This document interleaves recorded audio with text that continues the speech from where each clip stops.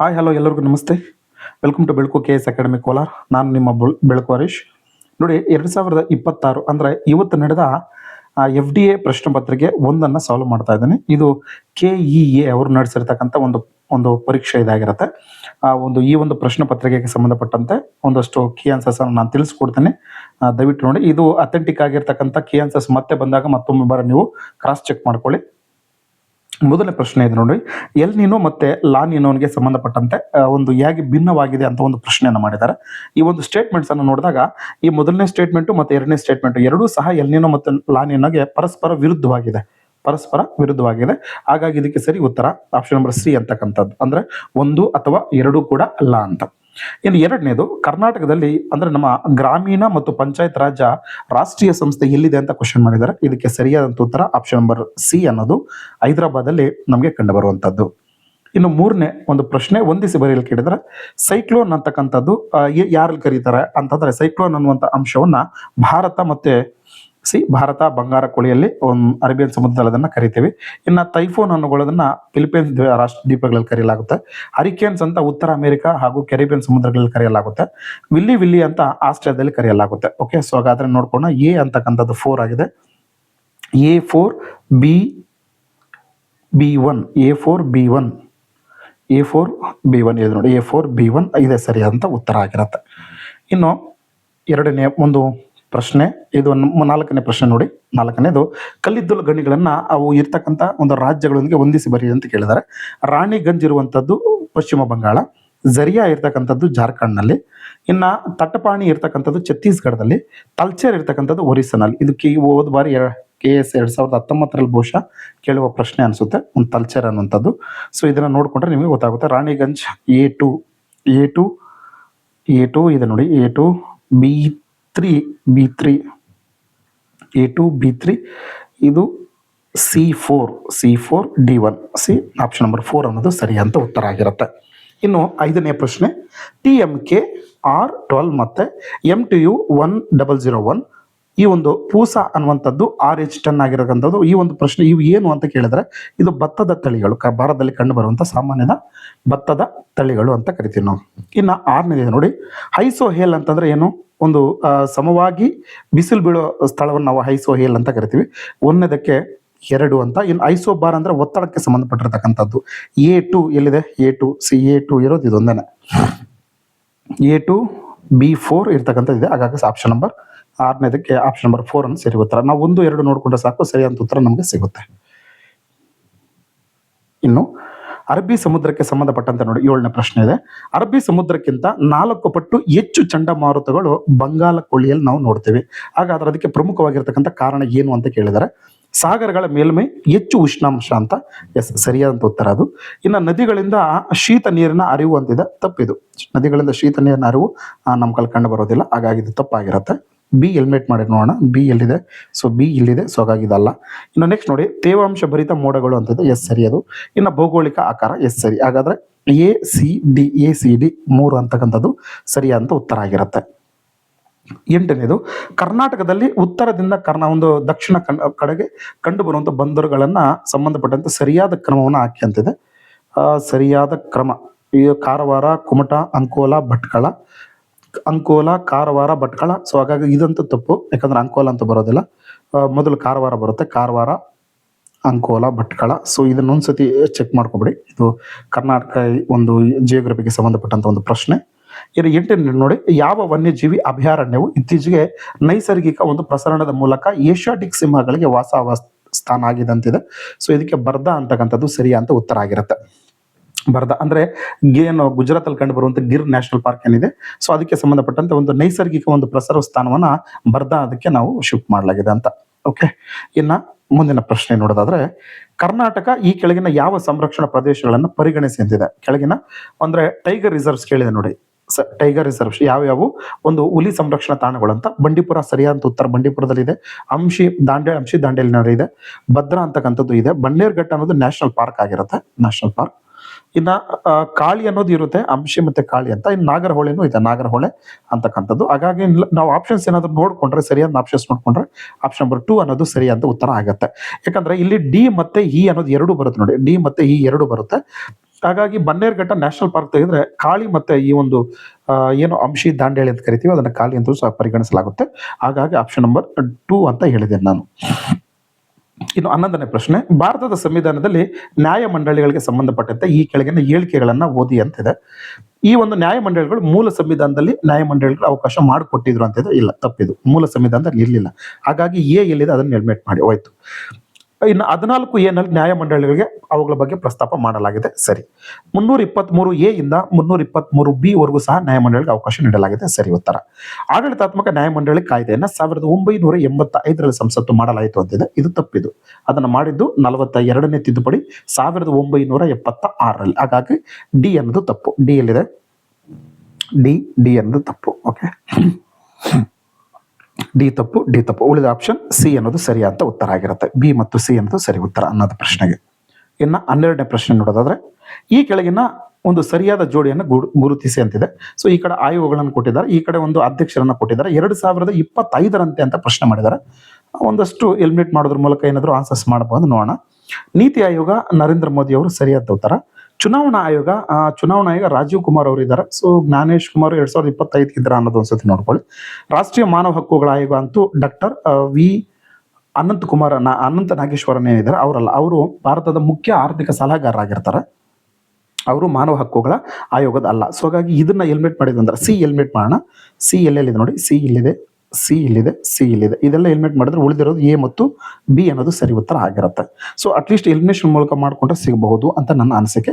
ಇನ್ನು ಕರ್ನಾಟಕ ರಾಜ್ಯದ ಮಾನವ ಹಕ್ಕುಗಳ ಆಯೋಗ ಏನಿದೆ ಅದಕ್ಕೆ ಇದುವರೆಗೂ ಮುಖ್ಯವಾಗಿ ನೇಮಕ ಮಾಡಿಲ್ಲ. ತದನಂತರ ಅವರು ಈಗ ಸದ್ಯಕ್ಕೆ ಚಾರ್ಜ್ ಎಲ್ಲ ಅಪರ ಇದ್ದಾರೆ. ಇನ್ನು 13ನೇ ಪ್ರಶ್ನೆ ನೋಡಿ, ಕರ್ನಾಟಕ ಒಂದು ರಾಜ್ಯಕ್ಕೆ ಸಂಬಂಧಪಟ್ಟಂತೆ ಮತ್ತು ಇತರ ರಾಜ್ಯಗಳಿಗೆ ಸಂಬಂಧಪಟ್ಟಂತೆ ಒಂದು ಗಡಿ ಅಂತರ್ಜಲ ಮತ್ತು ಜಲ ವಿವಾದಗಳ ಬಗ್ಗೆ ಕೇಳಿದ್ದಾರೆ. ಮೊದಲನೇದು ಕೃಷ್ಣ ಜಲ ವಿವಾದ ನ್ಯಾಯಮಂಡಳಿ ಕರ್ನಾಟಕ, ತೆಲಂಗಾಣ, ತಮಿಳುನಾಡು ಅಂತ ಹೇಳಿದ್ದಾರೆ. ಸೊ ತಮಿಳುನಾಡು ಅಂತ ತಪ್ಪಿದು. ಸೊ ಇದು ಆಂಧ್ರ ಪ್ರದೇಶ ಅಂತ ಬರಬೇಕು. ಸೊ ತಮಿಳುನಾಡು ತಪ್ಪು. ಇದು ಎ ಅನ್ನೋದು ತಪ್ಪಾಗುತ್ತೆ. ಸೊ ಎ ಇಲ್ಲಿದೆ, ಅದು ಎಲಿಮಿನೇಟ್ ಆಯ್ತು. ಇನ್ನು ಉಳಿದಂತೆ ಕಾವೇರಿ ನೋಡಿ, ಕಾವೇರಿ ಜಲ ವಿವಾದ ನ್ಯಾಯಮಂಡಳಿ ಕರ್ನಾಟಕ, ಕೇರಳ, ತಮಿಳುನಾಡು ಮತ್ತು ಪುದುಚೇರಿ ಇದೆ. ಎಸ್ ಸರಿ ಉತ್ತರ. ಗೋದಾವರಿ ಜಲ ವಿವಾದ ನ್ಯಾಯಮಂಡಳಿ ಮಹಾರಾಷ್ಟ್ರ, ಕರ್ನಾಟಕ, ಗೋವಾ ಅಂತಿದೆ. ಗೋವಾಕ್ಕೆ ಸಂಬಂಧಪಟ್ಟಿಲ್ಲ ಅದು. ಓಕೆ, ಗೋವಾಕ್ಕೆ ಸಂಬಂಧಪಟ್ಟಿಲ್ಲ ಯಾವುದು ಗೋದಾವರಿ ಅಂತಕ್ಕಂಥದ್ದು. ಸೊ ಹಾಗಾಗಿ ಇದು ತಪ್ಪು. ಆಂಧ್ರ ಪ್ರದೇಶ ಕಡೆ ಬರುತ್ತೆ, ಗೋವಾಕ್ಕೆ ಬರೋದಿಲ್ಲ. ಹಾಗಾದ್ರೆ ಸಿ ಅನ್ನೋದು ಎಲಿಮಿನೇಟ್ ಮಾಡಬೇಕು. ಸಿ ಇಲ್ಲಿದೆ, ಇಲ್ಲಿ ಎಲಿಮಿನೇಟ್ ಮಾಡಿದ್ವಿ. ಇನ್ನು ಉಳಿದಿರೋದು ಆಪ್ಷನ್ ನಂಬರ್ ಬಿ ಮತ್ತೆ ಡಿ ಅಂತ. ಮಹದಾಯಿ ಜಲ ವಿವಾದ ಗೋವಾ, ಕರ್ನಾಟಕ, ಮಹಾರಾಷ್ಟ್ರ ಸರಿ ಉತ್ತರ. ಇನ್ನು 14 ಪ್ರಶ್ನೆ, ಜುಲೈ 4, 2024ರಂದು ಶಾಂಘೈ ಸಹಕಾರ ಸಂಘಕ್ಕೆ ಕಾಯಂ ಸದಸ್ಯತ್ವ ಪಡೆದುಕೊಂಡಂತ ಒಂದು ದೇಶ ಯಾವುದು ಅಂತಿದೆ. ನಮ್ದಂತೂ ಅಲ್ಲ. ಸೊ ಹಾಗಾಗಿ ಇನ್ನು ಆಪ್ಷನ್ ನಂಬರ್ 2 ಬೆಲಾರಸ್ ಅಂತಕ್ಕಂಥದ್ದು ಸರಿಯಾದ ಉತ್ತರ.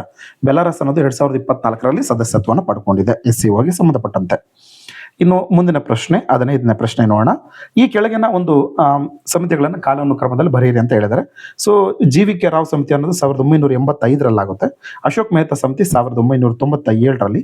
ಪಂಚಾಯತ್ ರಾಜ್ಯಗಳ ಅನುಸೂಚಿತ ಪ್ರದೇಶಗಳ ವಿಸ್ತರಣೆ ಅಂತಂದ್ರೆ ಆ ಒಂದು ಪೆಸಾ ಆಕ್ಟ್ ಅಂತ ಕರಿತೀವಿ. ಆ ಪೆಸಾ ಆಕ್ಟ್ ಬರೋದು 1996ರಲ್ಲಿ. ಇನ್ನ ಸಂವಿಧಾನದ ತಿದ್ದುಪಡಿ ಆಗೋದು 92, ಜಾರಿಗೆ ಬರೋದು 93 ಆಗಿರುತ್ತೆ. ಸೊ ಎಲ್ಲ ಡೇಟ್ಗಳನ್ನು ನೋಡಿದ್ರೆ ನಮ್ಗೆ ಆಪ್ಷನ್ ನಂಬರ್ 2 ಅಂತಕ್ಕಂಥದ್ದು ಸರಿಯಾದ ಉತ್ತರ ಆಗುತ್ತೆ. ಇನ್ನು ಲಕ್ಷದ್ವೀಪ ಸಮೂಹದಲ್ಲಿ ಇರತಕ್ಕಂಥ ಯಾವ ಒಂದು ದ್ವೀಪವನ್ನು ಭಾರತ ಸರ್ಕಾರ ಇತ್ತೀಚೆಗೆ ರಕ್ಷಣೆ ಮತ್ತು ಕಾರ್ಯತಂತ್ರಕ್ಕೆ ಸಂಬಂಧಪಟ್ಟಂತ ಉದ್ದೇಶಕ್ಕಾಗಿ ಸ್ವಾಧೀನಪಡಿಸಿಕೊಳ್ಳಲು ಕ್ರಮವನ್ನು ಪ್ರಾರಂಭಿಸಿದೆ ಅಂತಿದೆ. ಸೊ ಅದಕ್ಕೆ ಸರಿಯಾದ ಉತ್ತರ ಮಿನಿಕಾಯ್ ಅಂತ. ಕರೆಂಟ್ ಅಫೇರ್ ಅಲ್ಲಿ ಇತ್ತೀಚೆಗೆ ಇರತಕ್ಕಂಥದ್ದು ಲಕ್ಷದ್ವೀಪ ಅನ್ನೋದು, ಅದರಲ್ಲಿ ಮಿನಿಕಾಯ್ ಅಂತ. ಇನ್ನು 17ನೇ ಪ್ರಶ್ನೆ, ICC ಮಹಿಳಾ ವಿಶ್ವಕಪ್ಗೆ ಸಂಬಂಧಪಟ್ಟಂತೆ ಈ ಕೆಳಗಿನ ಯಾವ ಹೇಳಿಕೆ ಸರಿಯಾಗಿದೆ ಅಂತ ಕೇಳಿದ್ದಾರೆ. ಭಾರತ 3 ಬಾರಿ ಇದುವರೆಗೂ ಫೈನಲ್ಗೆ ಪ್ರವೇಶ ಮಾಡಿದೆ ಅಂತ. ಎಸ್ ಸರಿ ಉತ್ತರ.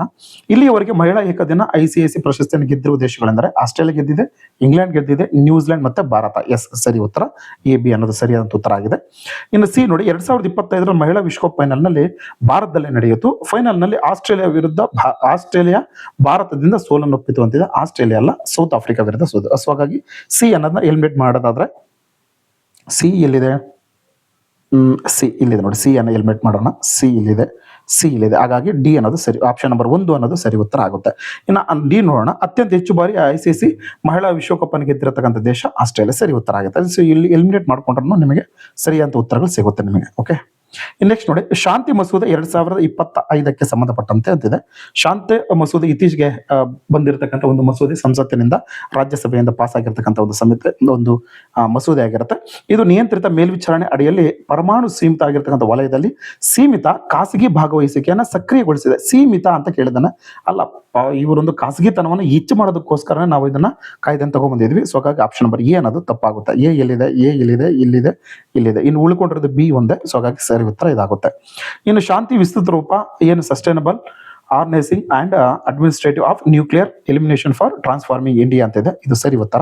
ಇದು ಭಾರತದ ಶುದ್ಧ ಇಂಧನ ಪರಿವರ್ತನಾ 2047 ವೇಳೆಗೆ 100 ಗಿಗಾವ್ಯಾಟ್ ಪರಮಾಣು ಇಂಧನ ಇದೇನು ಕೊಟ್ಟಿದೆ. ಇದೆಲ್ಲ ತಪ್ಪಿದು. ಓಕೆ, ಆಪ್ಷನ್ ನಂಬರ್ ಸಿ ಅನ್ನೋದು, ಆಪ್ಷನ್ ನಂಬರ್ 3 ಅಂತ ಏನಿದೆ ಅದು ಸರಿ ಉತ್ತರ. ಪಿ ಅನ್ನೋದು ಸರಿ ಉತ್ತರ ಆಗಿರುತ್ತೆ. ಹಾಗಾಗಿ ಆಪ್ಷನ್ 3 ಅನ್ನೋದು ಸರಿಯಾದ ಉತ್ತರ ಆಗುತ್ತೆ. 19ನೇ ಪ್ರಶ್ನೆ, ಮತದಾರ ಪಟ್ಟಿಯಲ್ಲಿ ವಿಶೇಷ ಸಮಗ್ರ ಪರಿಷ್ಕರಣೆ ಈಗ ಇತ್ತೀಚೆಗೆ ನಡೀತಾ ಇದೆ, ಇದು SIR ಅಂತ. ಅದಕ್ಕೆ ಸಂಬಂಧಪಟ್ಟಂತ ಹೇಳಿಕೆಗಳು ತಪ್ಪಾಗಿವೆ ಅಂತ ಕ್ವಶನ್ ಮಾಡಿದ್ದಾನೆ. ಸರಿಯಾಗಿ ನೋಡಿ, ತಪ್ಪಾಗಿವೆ ಅಂತ ಪ್ರಶ್ನೆ ಮಾಡಿದ್ದಾನೆ. ಭಾರತದ ಚುನಾವಣಾ ಆಯೋಗ ಪ್ರತಿ ವರ್ಷ ಇದನ್ನ ಪ್ರಕ್ರಿಯೆಯನ್ನ ನಡೆಸುತ್ತದೆ. ಇದು ತಪ್ಪಿದು. ಓಕೆ, ಪ್ರತಿ ವರ್ಷ ಅಂತ ಕೇಳಿದಾನೆ, ಇದು ತಪ್ಪಿದು. ಹಾಗಾಗಿ ಇಲ್ಲಿ ಈ ಒಂದು ಪ್ರಶ್ನೆಗೆ ಇದು ಸರಿ ಉತ್ತರ ಆಗುತ್ತೆ. 18 ವರ್ಷ ಮೇಲ್ಪಟ್ಟ ಹೊಸ ಮತದಾರ ಹೆಸರನ್ನ ಸೇರ್ಪಡೆಗೊಳಿಸಲಾಗುತ್ತದೆ ಅಂತ ಕೇಳಿದಾನೆ. ಸೊ ಸೇರ್ಪಡೆಗೊಳಿಸಲಾಗುತ್ತದೆ, ಇದು ತಪ್ಪೇನೆ. ಇದು ವಿದೇಶಿ ಅಕ್ರಮ ವಲಸಿಗರ ಹೆಸರನ್ನು ತೆಗೆದುಹಾಕುವಂತ ಉದ್ದೇಶವನ್ನು ಹೊಂದಿದೆ. SIR ಹೊಂದಿದೆ, ಆದ್ರೆ ಈ ಹೇಳಿಕೆಗಳು ತಪ್ಪಾಗಿವೆ ಅಂತ ಹೇಳಿ ಇದಕ್ಕೆ ಸೂಟಬಲ್ ಆಗಲ್ಲ. ಆಯಾ ರಾಜ್ಯ ಸರ್ಕಾರಗಳು ಒಪ್ಪಿದರೆ ಮಾತ್ರ ಭಾರತದ ಚುನಾವಣಾ ಆಯೋಗ SIR ನಡೆಸಬಹುದು ಅಂತ ಇದೆ. ಸೊ ಇದು ಬಹುಶಃ ತಪ್ಪಾಗಬಹುದು ಅಂತ ಅನ್ಕೊಂಡಿದ್ದೀನಿ. ಸೊ ಇದನ್ನೊಂದ್ಸತಿ ನೋಡ್ಕೊಳ್ಳಿ, ನಮ್ಮ ಅನಿಸಿಕೆ ತಪ್ಪಾದ ಹೇಳಿಕೆ ಯಾವುದು ಅಂತ. ಸೊ ಆಪ್ಷನ್ ನಂಬರ್ ಎ ಮತ್ತು ಡಿ ಅಂತ ಸರಿಯಾದ ಉತ್ತರ ಅಂತ ಅನ್ಕೊಂಡಿದ್ದೇನೆ. ಎ ಮತ್ತು ಡಿ ಆರ್ ಎ ಮತ್ತು ಬಿ ಎರಡರಲ್ಲಿ ಯಾವ್ದಾದ್ರು ಒಂದಾಗಿರ್ಬೋದು. ಸ್ವಲ್ಪ ಇದೊಂದು 19ನೇ ಪ್ರಶ್ನೆ ನೋಡ್ಕೊಳ್ಳಿ. KNSS ಬಂದ್ಮೇಲೆ ಅಥೆಂಟಿಕ್ ಆಗಿ ನೋಡ್ಕೊಳ್ಳಿ. ಓಕೆ, 71ನೇ ಒಂದು ಪ್ರಶ್ನೆ, 71ನೇ ರಾಷ್ಟ್ರೀಯ ಚಲನಚಿತ್ರ ಪ್ರಶಸ್ತಿಗೆ ಸಂಬಂಧಪಟ್ಟಂತೆ 20ನೇ ಪ್ರಶ್ನೆ ಇದೆ ನೋಡಿ. ರಾಣಿ ಮುಖರ್ಜಿ ಅವರಿಗೆ ಮಿಸಸ್ ಚಟರ್ಜಿ ವರ್ಸಸ್ ನಾರ್ವೆ ಅನ್ನುವಂಥ ಪ್ರಶಸ್ತಿ ಆ ಒಂದು ಸಿನಿಮಾಗೆ ಪ್ರಶಸ್ತಿಗಳಾಗಿದೆ. ಇನ್ನು ವಿಕ್ರಾಂತ್ ಮೆಸ್ಸಿ ಅವರಿಗೆ 12th ಫೈಲ್ ಸಿಕ್ಕಿದೆ. ಸೊ ಇನ್ನು ಶಾರುಖ್ ಖಾನ್ಗೆ ಜವಾನ್ ಅನ್ನುವಂಥದ್ದು. ನೆಕ್ಸ್ಟ್ ಸುದೀಪ್ ಸೇನನ್ ಅವರಿಗೆ the Kerala story. So option number A ಅನ್ನೋದು ಸರಿಯಾದ ಉತ್ತರ ಆಗಿರುತ್ತೆ 20ನೇ ಪ್ರಶ್ನೆಗೆ. ಇನ್ನು 21ನೇ ಪ್ರಶ್ನೆ ನೋಡಿ, ಒಂದೇ ಕರ್ನಾಟಕ ಒಂದೇ ಅನ್ನುವಂಥದ್ದನ್ನ ಬರೆದಿರೋದು ಯಾರು ಅನ್ನೋದನ್ನ ಜೋಡಿಸಿ ಸರಿಯಾದ ಜೋಡಣೆ ಕೇಳಿದ್ದಾರೆ. ಸರಿಯಾದ ಒಂದು ಜೋಡಣೆ ಕೇಳಿದ್ದಾರೆ. ಸೊ ಇದನ್ನ ಬರೆದಿರೋದು ದ ರಾ ಬೇಂದ್ರೆ ಅವರಾಗಿರ್ತಾರೆ, ಕುವೆಂಪು ಅಂತೂ ಅಲ್ಲ. ಇನ್ನು ನೆಕ್ಸ್ಟ್ ರಕ್ಷಿಸು ಕನ್ನಡ ದೇವಿ ಅಂತಿದೆ, ಅದನ್ನ ನಮ್ಮ ಶಾಂತ ಕವಿಯರು ಬರೆದಿರ್ತಕ್ಕಂಥದ್ದು. ಏರಿಸು ಹಾರಿಸು ಕನ್ನಡ ಬಾವುಟ ಅನ್ನೋದನ್ನ BM ಶ್ರೀ ಅವರು ಬರೀತಾರ ಅಂತ ಅನ್ಕೊಂಡಿದ್ದೇನೆ. ಇದು ತೀನಂ ಶ್ರೀ ಅಂತ ಕೊಟ್ಟಿದ್ದಾರೆ. ಸೊ ಹಾಗಾಗಿ ಅಲ್ಲ. ಉದಯವಾಗಲಿ ಚೆಲುವ ಕನ್ನಡ ನಾಡು ಅಂದ್ರೆ ಉಳಿಗೋಳ್ ನಾರಾಯಣ ರಾವ್ ಅಂತಕ್ಕಂಥದ್ದು. ಸೊ ಹಾಗಾಗಿ ಸಿ ಮತ್ತು ಡಿ ಅನ್ನೋದು ಸರಿಯಾದ ಸಿ ಮತ್ತು ಡಿ ಅನ್ನೋದು ಸರಿಯಾದ ಉತ್ತರ ಆಗುತ್ತೆ 21ನೇ ಪ್ರಶ್ನೆಗೆ. ಇನ್ನು ನೆಕ್ಸ್ಟ್ ನೋಡಿ 22ನೇ ಪ್ರಶ್ನೆ, ಕರ್ನಾಟಕದಲ್ಲಿ ನಡೆದ ಸಶಸ್ತ್ರ ಬಂಡಾಯಗಳಿಗೆ ಸಂಬಂಧಪಟ್ಟಂತೆ ಅವುಗಳ ಒಂದು ಘಟನೆಗಳನ್ನ ಕಾಲಾನುಕ್ರಮದಲ್ಲಿ ಜೋಡಿಸಿ ಅಂತಿದೆ. ಐಗೂರಿನ ವೆಂಕಟಾದ್ರಿ ದಂಗೆ 1999ರಲ್ಲಾಗುತ್ತೆ, ಬೆಲ್ಲಂ ಅನ್ನುವಂಥ ಒಂದು ಪ್ರಾಂತ್ಯದಲ್ಲಿ. ನಗರ ಒಂದು ಬೂದಿ ಬಸಪ್ಪ ದಂಗೆ 1830ರಿಂದ 31ರವರೆಗೂ ನಡೆಯುವಂಥದ್ದು. ಕಿತ್ತೂರು ರಾಣಿ ಚೆನ್ನಮ್ಮ 1824, ಕೊಪ್ಪಳ ದಂಗೆ 1819 ಆಗುತ್ತೆ. ಸೊ ಹಾಗಾಗಿ ಆಪ್ಷನ್ ನಂಬರ್ ಎ ಅನ್ನೋದು ಸರಿಯಾದ ಉತ್ತರ ಆಗುತ್ತೆ. ಕರ್ನಾಟಕ ಯುದ್ಧಗಳಿಗೆ ಸಂಬಂಧಪಟ್ಟಂತೆ ಈ ಒಂದು ಪ್ರಶ್ನೆಯನ್ನ ಸ್ವಲ್ಪ ನೋಡ್ಕೊಳ್ಳಿ. ಈ ಒಂದು ಇದನ್ನ ಡಿಕೋಡ್ ನಾನು ಮಾಡಕ್ಕೆ ನನಗೆ ಅದು ಅಷ್ಟು 1-2-3 ಆಪ್ಷನ್ಸ್ ನನಗೆ ರಾಂಗ್ ಆಗಿದೆ, ಅದಕ್ಕೆ ನಾನು ಅದನ್ನ ಡಿಕೋಡ್ ಮಾಡಲಿಲ್ಲ. ಇನ್ನ 24ನೇ ಪ್ರಶ್ನೆ ನೋಡಿ. 24ನೇ ಪ್ರಶ್ನೆ, 1ನೇ ಗುಹಾಲಯ ಶೈವ ಧರ್ಮ, 2ನೇ ಗುಹಾಲಯ ವೈಷ್ಣವ ಧರ್ಮ, 3ನೇ ಗುಹಾಲಯ ಶೈವ ಧರ್ಮ, ಮತ್ತೆ 4ನೇ ಗುಹಾಲಯ ಜೈನ ಧರ್ಮ. ಸೊ ಹಾಗಾಗಿ 4 ಸರಿಯಾದ ಉತ್ತರ ಆಗಿರುತ್ತೆ 24ನೇ ಪ್ರಶ್ನೆಗೆ. 25ನೇ ನೋಡಿ, ಈ ಕೆಳಕಂಡ ಸ್ಮಾರಕಗಳಲ್ಲಿ 2ನೇ ಇಬ್ರಾಹಿಂ ಆದಿಲ್ ಶಾ ಯಾವುದು ನಿರ್ಮಾಣ ಮಾಡಿಲ್ಲ ಅಂತ ಕೇಳಿದಾನೆ. ಸೊ ಹಾಗೆ ವಿಜಯಪುರದ ಏನು ಜಾಮಿ ಮಸೀದಿ ಏನಿದೆ ಅದನ್ನ 2ನೇ ಇಬ್ರಾಹಿಂ ಆದಿಲ್ ಶಾ ಕಟ್ಟಿಲ್ಲ. ಓಕೆ, ಅದನ್ನ ನೆನಪಿಟ್ಕೊಳ್ಳಿ. 1ನೇ ಅಲಿ ಆದಿಲ್ ಶಾ ಅದನ್ನ ನಿರ್ಮಾಣ ಮಾಡ್ತಾರೆ. ಇನ್ನು ಭಾರತದ ಪ್ರಾಚೀನ ಲಿಪಿಗಳಿಗೆ ಸಂಬಂಧಿಸಿದಂತೆ ಈ ಕೆಳಗಿನ ಹೇಳಿಕೆಗಳನ್ನು ಪರಿಗಣಿಸಿ ಅಂತಿದೆ. ಬ್ರಾಹ್ಮಿ ಲಿಪಿ ಎಡದಿಂದ ಬಲಕ್ಕೆ ಬರೆಯಲಾಗುತ್ತದೆ, ಎಸ್ ಸರಿಯಾದ ಉತ್ತರ. ಕರೋಸ್ಟಿಯನ್ನ ಬಲದಿಂದ ಎಡಕ್ಕೆ ಬರೆಯಲಾಗುತ್ತದೆ, ಸರಿ ಲಿಪಿ. ಅರೇಮಿಕ್ ಅನ್ನುವುದನ್ನ ಎಡದಿಂದ ಬಲಕ್ಕೆ, ಇಲ್ಲ ಅದು ಸಹ ಅರೇಮಿಕ್ ಅಂತಕ್ಕಂಥದ್ದು ಬಲದಿಂದ ಎಡಕ್ಕೆ ಬರುವಂತ ಒಂದು ಭಾಷೆ ಆಗಿರುತ್ತೆ. ಹಾಗಾಗಿ ಅದು ತಪ್ಪಾಗುತ್ತೆ. ಎ ಮತ್ತು ಬಿ ಅನ್ನೋದು ಸರಿ ಉತ್ತರ. ಇನ್ನು ನೋಡಿ 27ನೇ ಪ್ರಶ್ನೆ, 1824ರಲ್ಲಿ ಭಾರತ್ಪುರದ 42ನೇ ತುಕಡಿ ಸೈನಿಕರು ಬ್ರಿಟಿಷರ ವಿರುದ್ಧ ದಂಗೆಯನ್ನ ಎದ್ದರು. ಅಂದ್ರೆ ಭಾರತೀಯ ಸೈನಿಕ ದಂಗೆ ಕುರಿತಾಗಿ. ಸೊ ಇದು ಸರಿ ಉತ್ತರ ಅಂತ ಅನ್ಕೊಂಡಿದ್ದೀನಿ. ಹೇಳಿಕೆ ಒಂದ್ ಸ್ವಲ್ಪ ಇದನ್ನು ಸ್ಟೇಟ್ಮೆಂಟ್ ಬೇಸ್ಡ್ ಆಗಿ ಯಾರಾದ್ರೂ ಅಥೆಂಟಿಕ್ ಮತ್ತೊಂದು KNSS ಕೊಟ್ಟಿದ್ರೆ ಅದ್ರಲ್ಲಿ ಚೆಕ್ ಮಾಡ್ಕೊಬಿಡಿ ದಯವಿಟ್ಟು ಇದನ್ನ. ಬಟ್ ಇದಂತೂ ಹೇಳಿಕೆ 2 ಅಂತಂತೂ ಸರಿ ಇದೆ. 47ನೇ ತುಕಡಿ ಸೈನಿಕರ ಪ್ರಬಲವಾದಂತ ಒಂದು ಮೊದಲೇ ಆಂಗ್ಲೋ ಬರ್ಮಾ ಯುದ್ಧಕ್ಕಾಗಿ ಬರ್ಮಾಗೆ ಹೋಗಲು ಆದೇಶವನ್ನ ನೀಡಿದ್ದರು ಅನ್ನೋದು ಸರಿ ಉತ್ತರ ಆಗಿರುತ್ತೆ. ಓಕೆ, ಇನ್ನು ನೆಕ್ಸ್ಟ್ ಮುಂದಿನ ಪ್ರಶ್ನೆ 28ನೇ ಪ್ರಶ್ನೆ. ಬಂಕಿಂ ಚಂದ್ರ ಚಟರ್ಜಿ ಅವರ ಐತಿಹಾಸಿಕ ಕಾದಂಬರಿ ಆಗಿರ್ತಕ್ಕಂಥ ದೇವಿ ಚೌದುರಾಣಿ ಅಲ್ಲಿ ಚಿತ್ರಿಸಲಾಗಿರ್ತಕ್ಕಂಥ ದೇವಿ ಚೌದುರಾಣಿ ಅಂತಕ್ಕಂಥವ್ರು ಯಾವ ಒಂದು ದಂಗೆಯ ನಾಯಕಿ ಅಂತ ಕೇಳಿದ್ರೆ, ಸೊ ಅದು ನಮ್ಗೆಲ್ಲ ಗೊತ್ತಿರ್ತಕ್ಕಂಥದ್ದು ಸನ್ಯಾಸಿ ದಂಗೆ ಅಂತ. ಇದನ್ನ ಆ ಕಡೆಯಿಂದ ಈ ಕಡೆ, ಈ ಕಡೆಯಿಂದ ಆ ಕಡೆ ಪ್ರತಿ ಬಾರಿ ಇನ್ನೂ ಸಹ ಏನ್ ಮಾಡ್ತಾ ಇದ್ದಾರೆ, ಪ್ರಶ್ನೆಗಳನ್ನ ಮಾಡ್ತಾ ಇದ್ದಾರೆ. ಸೊ UPSC ಅಲ್ಲಿ ಕೇಳುವಂತ ಪ್ರಶ್ನೆಯನ್ನು ಮತ್ತೆ ರಿಪೀಟ್ ಆಗಿ ಬರ್ತಾ ಇದಾವೆ. ನೆಕ್ಸ್ಟ್ 29ನೇ ಪ್ರಶ್ನೆ. ಈ ಕೆಳಗಿನ ಯಾವ ಪಲ್ಲವ ಅರಸನು ರಾಷ್ಟ್ರಕೂಟರ ಅರಸರ ಅಮೋಘ ವರ್ಷನ ಮಗಳಾದ ಶಂಕಳನ್ನ ವಿವಾಹವಾಗಿದ್ದನು ಅಂತಿದೆ. ನೋಡಿ ಎಂತ ಒಂದು ಇತಿಹಾಸದ ಪ್ರಶ್ನೆಗಳು ನಮ್ಗೆ ಮುಂದೆ ಬರ್ತಿದಾವೆ ಅಂತ. ಸೊ ಇದಕ್ಕೆ 3ನೇ ನಂದಿವರ್ಮನ್ ಅಂತಕ್ಕಂಥದ್ದು ಸರಿನೇ ಉತ್ತರ ಆಗಿರುತ್ತೆ. ನೆಕ್ಸ್ಟ್ ಪ್ರಾಚೀನ ಭಾರತದ ಕೆಳಕಂಡ ಕೃತಿಗಳನ್ನ ಪರಿಗಣಿಸಿ. ಒಂದು ಬುದ್ಧ ಚರಿತ, ಅದನ್ನ ಯಾರು ಅಶ್ವಘೋಷ ರಚಿಸಿರ್ತಕ್ಕಂಥ ಕೃತಿಗಳು ಯಾರ್ಯಾರು ಅಂತ ಕೇಳಿದ್ರೆ ಬುದ್ಧ ಚರಿತ ಅಶ್ವಘೋಷ ರಚನೆ ಮಾಡ್ತಾರೆ. ನೆಕ್ಸ್ಟ್ ಸೌಂದರಾನಂದ ಅವರೇ ರಚನೆ ಮಾಡ್ತಾರೆ. ಮಾಧ್ಯಮಿಕ ಅನ್ನೋದು ರಚನೆ ಮಾಡೋದಿಲ್ಲ, ಮಾಧ್ಯಮಿಕ ಅಂತಕ್ಕಂಥದ್ದು. ಇನ್ನ ಮಹಾವಿಭಾಷ ಅನ್ನೋದು ಅವ್ರು ರಚನೆ ಮಾಡೋದಿಲ್ಲ. ಇನ್ನ ಸಾರಿಪುತ್ರ ಪ್ರಕರಣ ಅಂತಕ್ಕಂಥದ್ದು ರಚನೆ ಮಾಡ್ತಾರೆ. ABE ಅನ್ನೋದು ಅವರು ರಚನೆ ಮಾಡ್ತಾರೆ. ನೆಕ್ಸ್ಟ್ 31ನೇ ಪ್ರಶ್ನೆ. ಈ ಕೆಳಗಿನ ಹೇಳಿಕೆಗಳನ್ನ ಓದಿ. ಜೈನ ಧರ್ಮ ದೇವರ ಅಸ್ತಿತ್ವವನ್ನ ಗುರುತಿಸುವುದಿಲ್ಲ ಅಂತಿದೆ. ಸೊ ಇಲ್ಲಿ ನೋಡಿ ಏನ್ ಕೇಳಿದಾನೆ, ಸರಿಯಾದ ಹೇಳಿಕೆ ಅಂತ ಕೇಳಿದಾನೆ. ಅವರು ಗುರುತಿಸ್ತಾರೆ, ಹಾಗಾಗಿ ಇದು ತಪ್ಪಿದು. ಇನ್ನು ನೆಕ್ಸ್ಟ್, ಜೈನ ಧರ್ಮ ಒಳ್ಳೆಯ ಜ್ಞಾನ, ಒಳ್ಳೆಯ ನಂಬಿಕೆ, ಒಳ್ಳೆಯ ಕಾರ್ಯವನ್ನ ತ್ರಿರತ್ನಗಳು ಅಂತ ಹೇಳ್ತೀವಿ. ಎಸ್, ಸರಿಯಾದ ಉತ್ತರ. ಜೈನ ಧರ್ಮ ಯುದ್ಧ ಮಾಡುವುದನ್ನ ನಿಷೇಧಿಸುತ್ತದೆ ಅಂತ. ಎಸ್, ಯಾಕಂದ್ರೆ ಹಿಂಸೆ ಮಾಡಬಾರದು ಅನ್ನೋದೇ ಅದರ ಒಂದು ಪ್ರಮುಖವಾಗಿರ್ತಕ್ಕಂಥ ತಿರುಳಾಗಿರುತ್ತೆ. ಜೈನ ಧರ್ಮವು ವರ್ಣ ವ್ಯವಸ್ಥೆಯನ್ನ ಖಂಡಿಸುತ್ತದೆ ಅಂತಿದೆ. ಸೊ ಅವರು ಖಂಡಿಸುವುದ್ರ ಬಗ್ಗೆ ಎಲ್ಲೂ ಅದರ ಉಲ್ಲೇಖ ನಾವು ನೋಡೋದಿಲ್ಲ. ಸೊ ಆಪ್ಷನ್ ನಂಬರ್ B ಮತ್ತು ಆಪ್ಷನ್ ನಂಬರ್ C ಅನ್ನೋದು ಸರಿಯಾದ ಉತ್ತರ ಆಗಿರುತ್ತೆ. B ಮತ್ತು C, ಆಪ್ಷನ್ ನಂಬರ್ 2 ಅನ್ನೋದು ಸರಿ ಉತ್ತರ. ಇನ್ನು ನೆಕ್ಸ್ಟ್ ಕ್ವಿಟ್ ಇಂಡಿಯಾ ಮೂವ್ಮೆಂಟ್ ನೋಡಿ. 32ನೇ ಪ್ರಶ್ನೆ. ಕ್ವಿಟ್ ಇಂಡಿಯಾ ಮೂವ್ಮೆಂಟ್ಗೆ ಸಂಬಂಧಪಟ್ಟಂತೆ 1942 ಆಗಸ್ಟ್ ನಲ್ಲಿ ಗಾಂಧೀಜಿಯವರು ಮಾಡು ಇಲ್ಲವೇ ಮಡಿ ಎಂಬ ಘೋಷಣೆಯನ್ನ ಹೊರಡಿಸಿದರು. ಎಸ್, ಸರಿಯಾದ ಉತ್ತರ. ಈ ಚಳವಳಿಯ ಸಂದರ್ಭದಲ್ಲಿ ಮೌಲಾನಾ ಅಬ್ದುಲ್ ಕಲಾಂ ಆಜಾದ್ ಅಂತಕ್ಕಂಥವ್ರು ಕಾಂಗ್ರೆಸ್ನ ಅಧ್ಯಕ್ಷರಾಗಿದ್ದರು. ಕೂಡಲೇ ಎಚ್ಚೆತ್ತ ಬ್ರಿಟಿಷ್ ಸರ್ಕಾರ ಗಾಂಧೀಜಿಯನ್ನು ಹೊರತುಪಡಿಸಿ ಅಂತಿದೆ. ಎಲ್ಲರನ್ನೂ ಅರೆಸ್ಟ್ ಮಾಡಿದೆ, ಯಾರನ್ನು ಬಿಡಲ್ಲ. ಗಾಂಧೀಜಿ ಸಿ ಅನ್ನೋದು ಹೆಲ್ಮೆಟ್ ಮಾಡೋದು ಸಾಕು. ಒಂದು ಹೇಳಿಕೆ ಯಾಕೆ ತಪ್ಪಾಗಿದೆ. ಚೀನಾದ ಅಧ್ಯಕ್ಷ ಒಂದು ಚಿಯಾಂಗ್ ಕೈಶೆಕ್ ಅಂತಕ್ಕಂಥವ್ರು ಈ ಚಳುವಳಿಯನ್ನು ನಿಲ್ಲಿಸಿ ಮಧ್ಯಪ್ರವೇಶಿಸಲು ಒಂದು ರೂಸ್ವೆಲ್ಟ್ ಅವರಿಗೆ ಪತ್ರವನ್ನ ಬರೆದರು ಅಂತಿದೆ. ಏನೋ ಇದನ್ನ ನೋಡಿದ್ರೆ ಒಂದ್ ಸ್ವಲ್ಪ ನಮಗೆ ಗೊತ್ತಿಲ್ಲದ ಸ್ಟೇಟ್ಮೆಂಟ್ ತರ ಇದೆ, ಹಾಗಾಗಿ ಇದನ್ನ ಸರಿ ಅಂತಾನೆ ಪರಿಗಣಿಸಬೇಕಾಗುತ್ತೆ. 3 ಹೇಳಿಕೆಗಳು ಸರಿಯಾಗಂತ ಒಂದು ಉತ್ತರ ಆಗಿರುತ್ತೆ, ಒಂದು ಹೇಳಿಕೆಯನ್ನು ಬಿಟ್ರೆ. ನೆಕ್ಸ್ಟ್ ನೋಡಿ, ಸ್ಮೈಲ್ ಅನ್ನೋದನ್ನ ವಿಸ್ತರಿಸಿ ಬರೀರಿ ಅಂತ ಹೇಳಿದ್ರೆ ಆಪ್ಷನ್ ನಂಬರ್ C ಅನ್ನೋದು ಸರಿಯಾದ ಉತ್ತರ ಆಗಿರುತ್ತೆ. 1961 ಭೂ ಸುಧಾರಣಾ ಕಾಯ್ದೆ, ಸ್ವಲ್ಪ ಇದನ್ನ ದಯವಿಟ್ಟು ನೋಡ್ಕೊಳ್ಳಿ. ಯಾವ ಹೇಳಿಕೆ ತಪ್ಪಾಗಿದೆ ಅಂತಿದೆ. ಭೂ ಸುಧಾರಣಾ ಕಾಯ್ದೆ, ಕರ್ನಾಟಕ ಸರ್ಕಾರವು ಭೂ ಸುಧಾರಣಾ ನ್ಯಾಯಮಂಡಳಿಯನ್ನು ರಚಿಸಬಹುದು. ಭೂ ಸುಧಾರಣಾ ಮಂಡಳಿ 10 ಜನ ಅಧಿಕಾರೇತರ ಸದಸ್ಯರನ್ನ ಒಳಗೊಂಡಿರಬೇಕು. ಅವರಲ್ಲಿ ಒಬ್ಬರು ಪರಿಶಿಷ್ಟ ಜಾತಿ ಪರಿಶಿಷ್ಟ ಪಂಗಡಕ್ಕೆ ಸೇರಿದಂತ ವ್ಯಕ್ತಿಯಾಗಿರಬೇಕು. ನೆಕ್ಸ್ಟ್, ಸರ್ಕಾರದಿಂದ ನೇಮಿಸಲ್ಪಟ್ಟ ಉಪ ವಿಭಾಗೀಯ ಅಧಿಕಾರಿ ಭೂ ನ್ಯಾಯ ಮಂಡಳಿಯ ಅಧ್ಯಕ್ಷರಾಗಿರುತ್ತಾರೆ ಅಂತಿದೆ. ಸೊ ಒಂದ್ ಸ್ವಲ್ಪ ನೋಡ್ಕೊಳ್ಳಿ. ಬಟ್ ನನಗೆ ಯಾಕೆ ಉಪ ವಿಭಾಗೀಯ ಅಧಿಕಾರಿ ಅನ್ನುವಂಥ ಪದ ಬರ್ತಲ್ಲ, AC ಅನ್ನೋರು ಭೂ ನ್ಯಾಯ ಮಂಡಳಿಯ ಅಧ್ಯಕ್ಷರಾಗಿರುತ್ತಾರೆ ಅಂತಿದೆ. ಸೊ ಇದನ್ನ ನನಗೆ ಗೊತ್ತಿಲ್ಲ, ಕೀ ಆನ್ಸರ್ ತರ ಇಟ್ಕೊಳ್ಳಿ, ಮತ್ತೆ ನೋಡ್ಕೊಳ್ಳಿ. ಓಕೆ, ಇನ್ನು ನೆಕ್ಸ್ಟ್ 35ನೇ ಪ್ರಶ್ನೆ. ಕರ್ನಾಟಕದ ಮೊದಲ ಸಹಕಾರ ಸಂಘ ಆರಂಭವಾಗಿ ನಮ್ಗೆಲ್ಲ ಗೊತ್ತಿದೆ, ಕಣಗಿನ ಹಾಳದಲ್ಲಿ. ಕರ್ನಾಟಕ ಸಹಕಾರ ಚಳುವಳಿ ಪಿತಾಮಹ ಸಿದ್ದನಗೌಡ ಸಣ್ಣ ರಾಮನಗೌಡ ಪಾಟೀಲ್ ಅವರು ಆಗಿರ್ತಾರೆ. 36ನೇ ಪ್ರಶ್ನೆಗೆ ಸರಿಯಾದ ಉತ್ತರ ಆಗಿದೆ. ನೆಕ್ಸ್ಟ್ ನೋಡಿ, ಬಹುಮುಖ ಆಯಾಮದ ಬಡತನ ಸೂಚ್ಯಾಂಕ ಅಂತ ಕರಿತೀವಿ. ಈ ಒಂದು ಮಲ್ಟಿ ಡಿಮೆನ್ಷನ್ ಪಾವರ್ಟಿ ಇಂಡೆಕ್ಸ್ ಅಂತ. ಸೊ ಅದು ಈ ಕೆಳಗಿನ ಯಾವ ಸೂಚ್ಯಾಂಕವನ್ನು ಒಳಗೊಂಡಿದೆ ಅಂತ ಕೇಳ್ತಾರೆ. ಇಲ್ಲಿ ನೋಡೋಣ, ಒಂದ್ಸತಿ ಆಪ್ಷನ್ ಸೂಚನೆ ನೋಡ್ತಾರೆ. ವಿದ್ಯುತ್ ಶಕ್ತಿ ಇದೆ, ವಸತಿ ಇದೆ, ಮತ್ತೆ ನೈರ್ಮಲ್ಯ. ವಸತಿ ಮತ್ತೆ ನೈರ್ಮಲ್ಯ ಅಂತೂ ಫಿಕ್ಸ್ ಇದೆ. ಸಾರ್ವಜನಿಕ ವೆಚ್ಚ ಅನ್ನೋದು ಬರೋದಿಲ್ಲ, ಯಾಕಂದ್ರೆ ಸಾರ್ವಜನಿಕ ವೆಚ್ಚ ಅನ್ನೋದು ಸರ್ಕಾರಕ್ಕೆ ಹೋಗುತ್ತೆ. ಹಾಗಾಗಿ ಇದನ್ನ ತೆಗೆದಿದೀವಿ ಅಂದ್ರೆ, ಬಿ ಅನ್ನೋದನ್ನ ಹೆಲ್ಮೆಟ್ ಮಾಡಿದೀವಿ ಅಂದ್ರೆ, ಸೊ ಬಿ ಅನ್ನೋದು ನೋಡೋಣ. ಬಿ ಇಲ್ಲಿದೆ ನೋಡಿ, ಬಿ ಇಲ್ಲಿದೆ, B ಇಲ್ಲಿದೆ, ಮತ್ತೆ ಬಿ ಇಲ್ಲಿದೆ. ಹಾಗಾಗಿ ಬಿ ಬಿಟ್ರೆ ಇನ್ನು ಓದ್ತಿರೋದು ಇದನ್ನ ACD ಅಂತ. ಸೊ ಎಲಿಮಿನೇಷನ್ ಮೂಲಕ ಆನ್ಸರ್ನ ತೆಗೆಯಬಹುದು. 38ನೇ ಪ್ರಶ್ನೆ. ಈ ಕೆಳಗಿನ ಯಾವ ವೆಚ್ಚಗಳು ರಾಜಸ್ವ ವೆಚ್ಚಗಳು ಆಗಿದಾವೆ ಅಂತ ಹೇಳ್ತಾನೆ. ರೆವೆನ್ಯೂ ಎಕ್ಸ್ಪೆಂಡಿಚರ್ ಅಂತ ಕರಿತೀವಿ, ರಾಜಸ್ವ ಯಾವುವು ಅಂತ. ಸೊ ಆಪ್ಷನ್ ನಂಬರ್ 2 ಅನ್ನೋದು ಸರಿಯಾದ ಉತ್ತರ ಆಗುತ್ತೆ. ABC ಅನ್ನೋದು ಸರಿಯಾದ ಉತ್ತರ ಆಗಿರುತ್ತೆ. ಇನ್ನು ನೆಕ್ಸ್ಟ್ ನೋಡಿ, 39ನೇ ಪ್ರಶ್ನೆಗೆ ಸರಿಯಾದ ಉತ್ತರ B ಮತ್ತು C. ಇಲ್ಲಿ ನೋಡಿ, ಅನಹ ಪ್ರಸರಣವು ಅತಿ ಪ್ರಸರಣಕ್ಕಿಂತ ಹೇಗೆ ಹೆಚ್ಚಿನ ಹಾನಿಯನ್ನು ಉಂಟು ಮಾಡುತ್ತದೆ ಅಂತ ಕೇಳ್ತಾರೆ. ಸೊ ಅದನ್ನ ಏನು, ಉತ್ಪಾದನೆ, ಹೂಡಿಕೆ ಮತ್ತು ಒಂದು ಉತ್ಪಾದನೆಯಲ್ಲಿ ಹೆಚ್ಚಳವನ್ನು ಉಂಟು ಮಾಡುತ್ತದೆ ಅಂತಿದೆ. ಏನೋ ಉದ್ಯೋಗ ಅನ್ನೋದು ನಷ್ಟವಾಗುತ್ತದೆ. ಕೂಲಿ ಮತ್ತು ಲಾಭಗಳ ಮಟ್ಟದಲ್ಲಿ ಏನಾಗುತ್ತೆ, ಕುಸಿತ ಉಂಟಾಗುತ್ತೆ. ಅದನ್ನೇ ಉದ್ಯೋಗ ನಷ್ಟ ಅಂತ ಕರಿತೀವಿ ನಾವು. ಸಮಗ್ರ ಪೂರೈಕೆಯಲ್ಲಿ ಕುಸಿತ ಉಂಟಾಗುತ್ತೆ, ಪೂರೈಕೆಯಲ್ಲಿ ಉಂಟಾಗೋದಿಲ್ಲ. ಹಾಗಾಗಿ B ಮತ್ತು C ಅನ್ನೋದು ಸರಿಯಾದ ಉತ್ತರ ಆಗುತ್ತೆ. ಇನ್ನು 40ನೇ ಪ್ರಶ್ನೆ. PM ವಿಶ್ವಕರ್ಮಕ್ಕೆ ಸಂಬಂಧಪಟ್ಟಂತ ಒಂದು ಪ್ರಶ್ನೆ ಇದೆ, ನೋಡ್ಕೊಳ್ಳಿ. PM ವಿಶ್ವಕರ್ಮಕ್ಕೆ ಸಂಬಂಧಪಟ್ಟಂತ ಒಂದು ಪ್ರಶ್ನೆ, ಕರೆಂಟ್ ಅಫೇರ್ ಅದು. ಇನ್ನ 41ನೇ ಪ್ರಶ್ನೆ. ಹಣಕಾಸು ಆಯೋಗಕ್ಕೆ ಸಂಬಂಧಪಟ್ಟಂತೆ FRBM ಅನ್ನುವಂಥ ಕಾಯ್ದೆ ಯಾವಾಗಿಂದ ಜಾರಿಗೆ ಬಂತು ಅಂತ ಕೇಳಿದ್ರೆ, ಈ ಕಾಯ್ದೆನ ಮಾಡೋದು 2003ರಲ್ಲಿ. ಈ ಕಾಯ್ದೆಯನ್ನು ಮಾಡೋದು. ಈ ಒಂದು ಕಾಯ್ದೆ ಜಾರಿಗೆ ಬರೋದು 2004ರಲ್ಲಿ. ಇನ್ನು 42ನೇ ಪ್ರಶ್ನೆ, ಈ ಕೆಳಗಿನ ಯಾವುದು ಬ್ಯಾಂಕೇತರ ಹಣಕಾಸು ಮಧ್ಯವರ್ತಿ ಅಲ್ಲ ಅಂತ ಕೇಳಿದ್ರೆ ಸೆಬಿ ಅಂತಕ್ಕಂಥದ್ದು ಸರಿ ಅಂತ. ಯಾಕಂದ್ರೆ ಇದು ಸ್ಟಾಕ್ ಸಂಬಂಧಪಟ್ಟಂತ ಮಾರ್ಕೆಟಿಂಗ್ ಅನ್ನ ರೆಗ್ಯುಲೇಟ್ ಮಾಡುವಂತದ್ದಾಗಿರುತ್ತೆ, ಫೈನಾನ್ಸಿಂಗ್ ಅಲ್ಲ. ನೆಕ್ಸ್ಟ್, ಈ ಒಂದು ಕೆಳಗಿನ ಕೊಟ್ಟಿರ್ತಕ್ಕಂಥ ಸ್ಥಾಪನೆಯಾದ ಸಂಸ್ಥೆಗಳನ್ನ ಕಾನೂನು ಕ್ರಮದಲ್ಲಿ ಬರೀರಿ ಅಂತ ಇದೆ. ನಾನೊಂದು ಡೇಟ್ ಹಾಕಿದ್ದು ನೋಡಿ. ಗ್ಯಾಟ್ ಅನ್ನೋದು 1947ರಲ್ಲಿ ಆಗುತ್ತೆ, ಸ್ಥಾಪನೆ ಆಗುತ್ತೆ.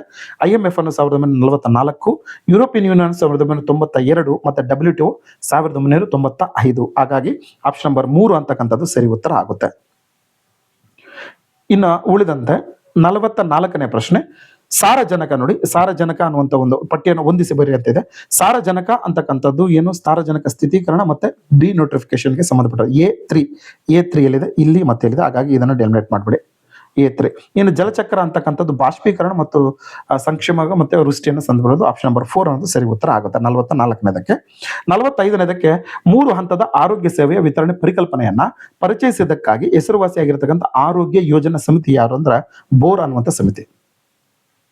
ಇನ್ನು ನೋಡಿ, ಆರ್ಟಿಕಲ್ಸ್ ಸಂಬಂಧಪಟ್ಟಂತ ಒಂದು ಪ್ರಶ್ನೆಯನ್ನು ಮಾಡಿದ್ದಾರೆ. 46ನೇ ಪ್ರಶ್ನೆ ತುಂಬಾ ಇಂಪಾರ್ಟೆಂಟ್. ನಾನು ಅದಕ್ಕೆ ಹೇಳ್ತೇನೆ, ಆರ್ಟಿಕಲ್ಸ್ ಚೆನ್ನಾಗಿ ನೋಡ್ಕೊಳ್ಳಿ ಸಾಕು. ಆರ್ಟಿಕಲ್ ಮತ್ತೆ ಸಬ್ ಆರ್ಟಿಕಲ್ ಬಗ್ಗೆ ಒಂದು ಪ್ರಶ್ನೆಗಳು ಬಂದೇ ಬರುತ್ತೆ ಅಂತ. ಶಾಸಕಾಂಗದ ಶೇಷಾಧಿಕಾರ 248ರಲ್ಲಿದೆ.